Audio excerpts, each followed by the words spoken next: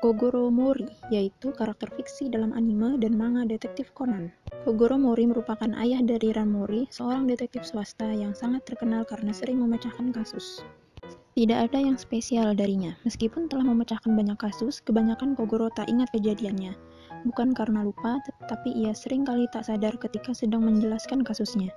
Sampai sekarang ia pun tak tahu penyebabnya. Sebelum menjadi detektif swasta, Kogoro Mori adalah seorang petugas kepolisian. Kogoro Mori berhenti dari kepolisian karena salah satu insiden yang pernah dialaminya saat ada di kepolisian, yaitu mencoba menyelamatkan istrinya yang disandera oleh pelaku, dan si Mori ini menembakkan pistolnya ke arah istrinya, sehingga istrinya ini terluka.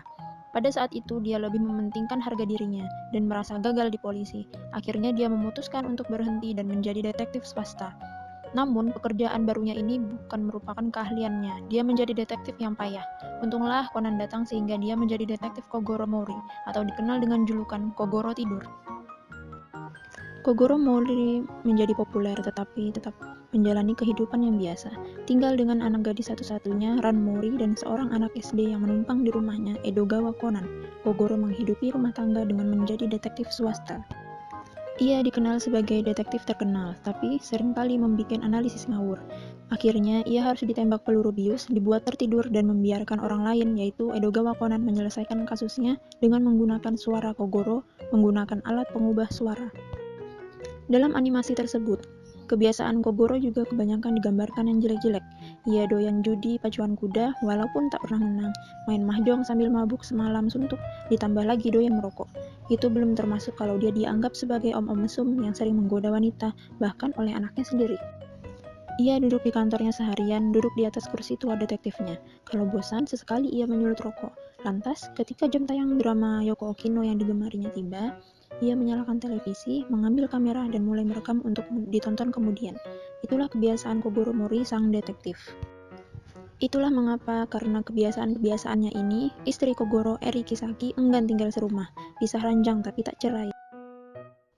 Sebagaimana di lautan ada ikan, di setiap kasus ada dirinya, kata Kogoro dalam suatu monolog batinnya. Lagi-lagi untuk kesekian kalinya, ketika terjadi pembunuhan, Kogoro seringkali tak sengaja ada di sana. Sampai-sampai Inspektur Megure, detektif dari kepolisian yang sering bertemu dengannya dalam banyak kasus, menjulukinya sebagai Dewa Kematian. Padahal dalam anime ini, Kogoro ini sebenarnya punya hati yang baik. Ia beranggapan bahwa dunia ini benar-benar sedang sakit, sehingga banyak orang ingin membunuh, mencuri, dan selingkuh. Motifnya adalah balas dendam, uang, konflik cinta buta, dan lain-lain. Oleh karenanya, ia menjadi detektif untuk menyelesaikan semua permasalahan itu dengan mencari kebenaran di balik suatu kasus. Ia memegang teguh prinsip-prinsip detektifnya. Di mana ada kemauan, di situ ada jalan salah satunya. Yang tidak kalah penting dari seorang Kogoro ini adalah bahwa ia merupakan sosok ayah dalam keluarga. Meskipun tidak bisa dianggap sebagai teladan bagi anaknya pada banyak hal, ia merupakan ayah yang bertanggung jawab. Ia juga berusaha menjaga anak perempuannya dari laki-laki yang berpotensi menyakitinya atau mencampakannya.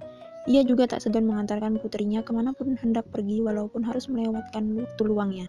Meskipun tak serumah, sebenarnya ia juga masih dan sangat mencintai istrinya. Hanya saja Kogoro seringkali tak menunjukkannya terang-terangan.